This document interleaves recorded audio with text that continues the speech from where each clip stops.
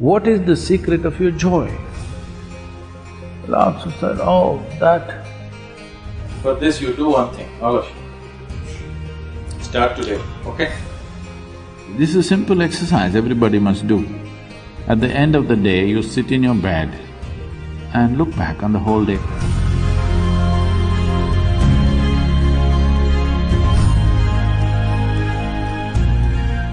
This happened. You heard of Lao Tzu? Lao Tzu? Lao Tzu is a celebrated Zen master. Today, even then, he gathered a certain number of disciples around him. It's part of the Zen tradition that when the master or the guru is dying, people gather around for a final message. So at the age of 83 or 84, he was passing. So people gathered around him and asked him, Master, what is the secret of your joy? You know, he faced a lot of extreme situations in his life. He was accused of things that he had never thought of, and he went through troubles. So people asked, you went through so many things, but you were always joyful. What is the secret of your joy? Lao Tzu said, oh, it's just that every day in the morning when I woke up, I used to get a question. The question is, today, shall I be joyful or miserable? Till now, I just happened to choose joy, that's all. So, have you made your choice, I'm asking? Every day in the morning, if a question comes to you, I will come and ask you a question every day in the morning. Today, you're going to be joyful or miserable. What's your choice? You must make this choice every day. Today, I'm going to be joyful. Joy is not a goal by itself. It is just that when you're joyful, you're pleasant to the world. When you're joyful, you're sensible in your head. When you're joyful, you will not do stupid things against yourself. There is nobody who has not been happy. Everybody's been happy, but the problem is they're not able to maintain it, that's all. So, you don't have to enforce any resolutions upon yourself, just little tools to make sure that you don't sink.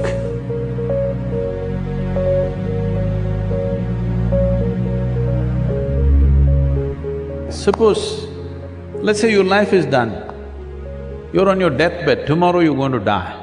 If you look back and see, is it all worthwhile? Have you done things that you really wanted to do? Don't look at it at the end of your life, you must look at it at the beginning of your life. Suppose you're on your deathbed, you're going to die, maybe you lived 100 years, but look back and see, has life been worthwhile? Have you done things that really matter to you or no? Because most people get truthful only if death is imminent. Otherwise, they know how to lie to themselves and to everybody. Most people tell the truth only when you put a gun to their head, unfortunately. I'm saying don't wait for somebody else to put the gun, you put it tonight and watch. Suppose I'm going to die now.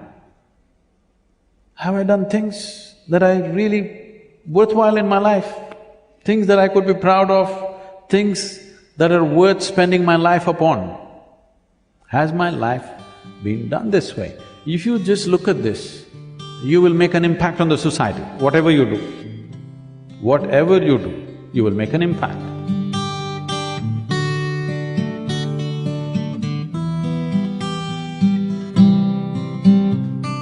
We do not know what you can do and cannot do in your life.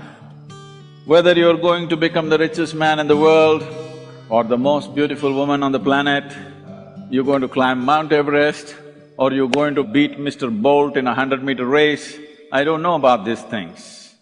But every one of you can strive to become a wonderful human being and nobody can deny that to you. Now people, nor world situations, nor inclement weather can deny this to you, that you want to be a wonderful human being, nobody to stop you. So I want you to do a simple process. Write down three things Write down three things when you go home. Whatever you think makes a human being into a wonderful human being, just three things, and make it a reality in your life. What you think is the highest.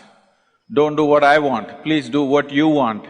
In your life, if you do not do what you want, it'll become a wasted life.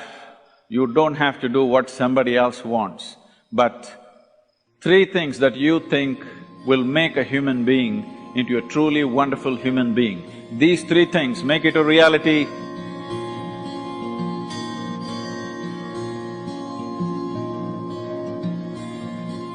As it is said, a man is ill only because he does not know how to be still.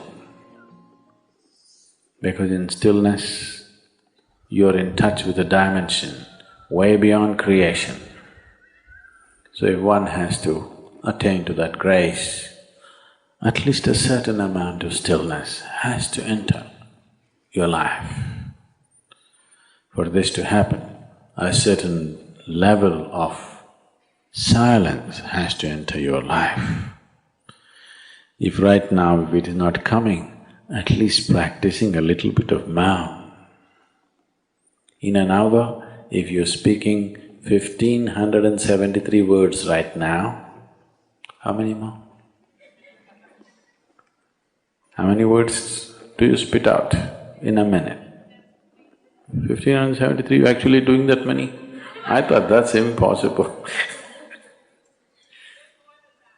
Okay, I believe you.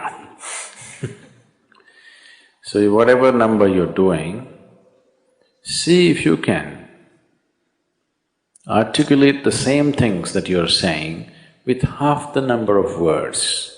Suddenly you will become extremely conscious of everything. Right now, our oral diarrhea is happening.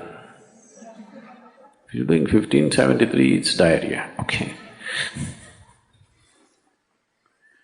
Now, if you have to hold back half the words and still say the same things, now you have to be very conscious, otherwise you cannot say it. Just try this and see. Tomorrow, one day. In an hour, normally what number of words you utter, make it half.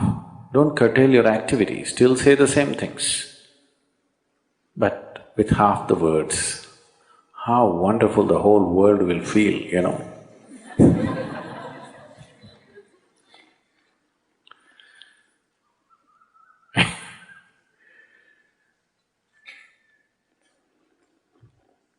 World will be a wonderful place, I'm telling you, tomorrow, if everybody does this.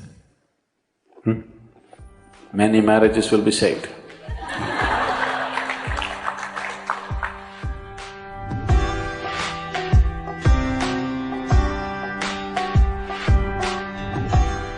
This is a simple exercise everybody must do.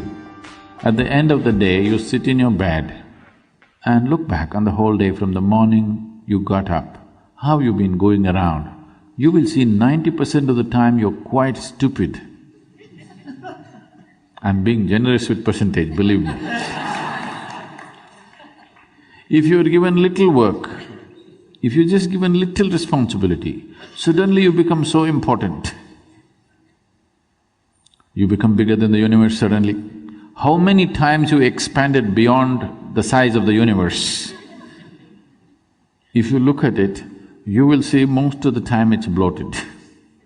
How many times you became immortal, that is, you're not conscious of your mortality.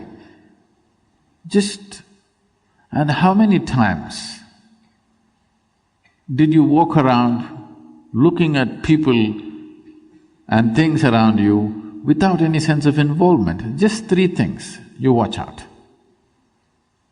You will see, you will have to laugh through the night. Don't start crying. Just learn to laugh at your stupidity. You will see, all the rubbish you carry will turn into manure very fast. And manure is good for growth, you know. Yes.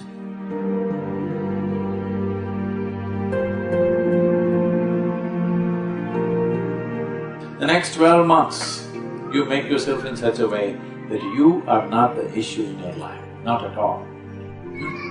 Can you do this to yourself? You deserve this, I'm telling you. That you're not the trouble. Only if somebody is causing trouble to you, some trouble in your life. If you sit alone, you're never the trouble. Make yourself like that. For this you do one thing, all of you. Start today, okay?